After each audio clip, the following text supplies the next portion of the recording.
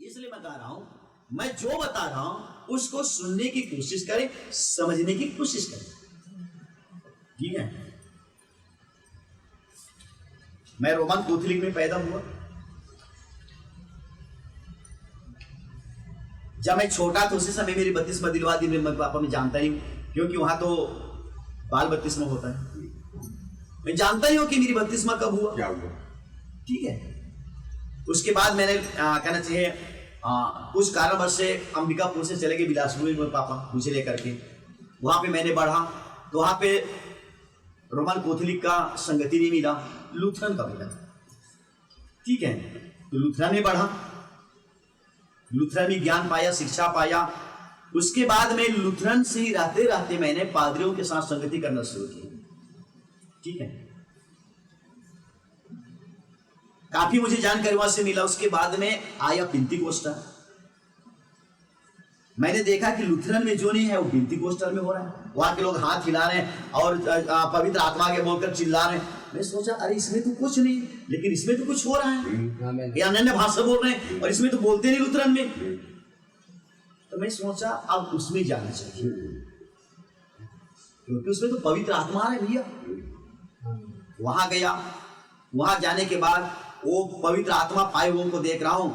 ये पवित्र यही जो अभी मैंने पढ़वाया कि हे प्रियो, हर एक आत्मा की विश्वास मत करो, परंतु आत्माओं को क्या करना, परखना कि ये यहोवा की ओर से है कि नहीं। फिर मैंने वहां पे जाकर के प्रभु ने मुझे वो अक्ल दिया। गिरजा में तो कुछ कर रहे हैं और, लेकिन उनकी व्यक्तिगत जीवन में हो रहा है कुछ और। जब उनकी पादियों को देखा पेंतीकोस्टल, उनकी अगुओं को देखा, ठीक है। मेरे भाई बहन, जो अगुवाई कर रहा है, जब तक आप अगुआ करने वालों को अगर नहीं जानोगे ना, तब आप प्रभु को नहीं जान पाओगे। समझे ना।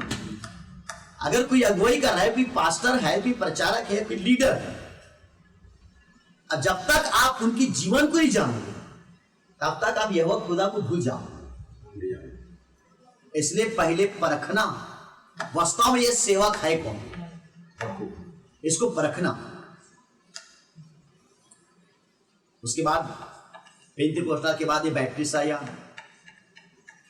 युवा विटनेस आया, मेनोनिट आया, तमाम प्रकार के कहना चाहिए। आप जान रहे हैं 999 चर्च भरा हुआ है, संस्थाएं भरी हुई है, लेकिन कौन किसका कौन ठेका। ठीक है। इसलिए प्रभु यीशु मसीह ने क्या कहा, अच्छा चरवाहा, सच्चा चरवाहा, और सच्चा चरवाहा, अच्छा चरवाहा अपने भेड़ों के लिए प्राण देता है। ठीक है ना।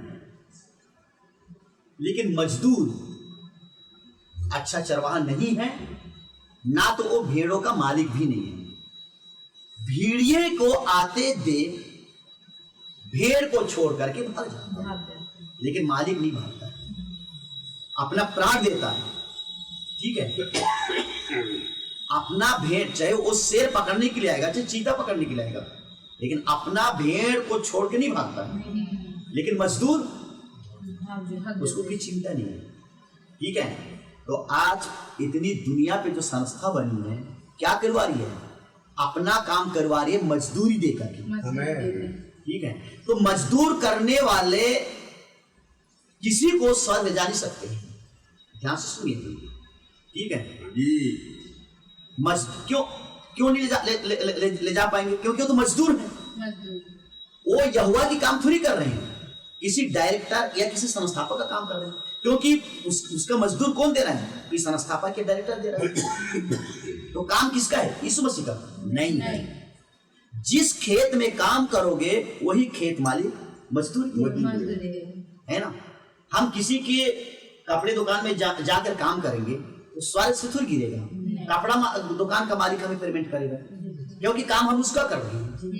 तो आज के सेवक लोग किसका काम कर रहे हैं, किसी डायरेक्टर, किसी बिशप का काम कर रहे हैं, किसी संस्था के काम कर रहे हैं।